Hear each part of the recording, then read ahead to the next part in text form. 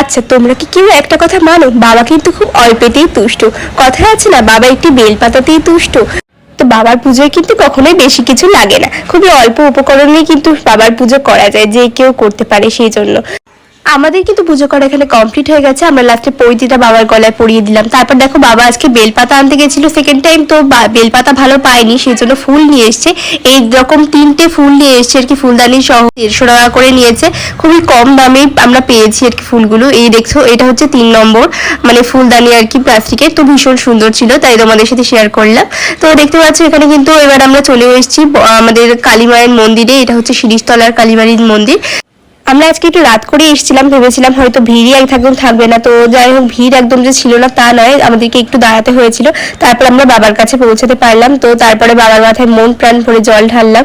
তো যাই হোক, আমার ভাইও দেখতে পাচ্ছি, আমার ভাই আমার সাথে আর কি জল ঢালছে। তারপর আমার বাবাও ঢেলেছিল। তো সকলে মিলে বাবার মাথায় মন প্রাণ ভরে জল ঢাললাম আজকে।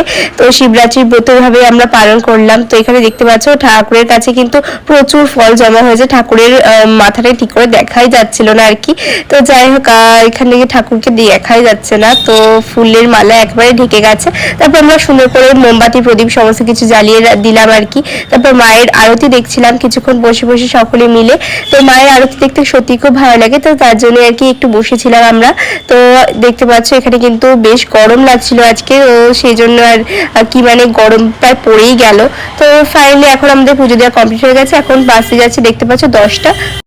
এখন আমরা যাচ্ছি বাড়ি। এখনো পর্যন্ত কিছু আমরা কিন্তু না খেয়েছিলাম, উপোস করেছিলাম আর কি। তো যাই হোক, ফাইনালি আমাদের পুজো দেওয়া কমপ্লিট হয়ে গেল। বাড়িতে এসে আমরা ফলাহার করলাম। প্রথমে দেখতে পাচ্ছি এখানে প্রথমেই আমরা তরমুজ কেটে নিয়েছিলাম।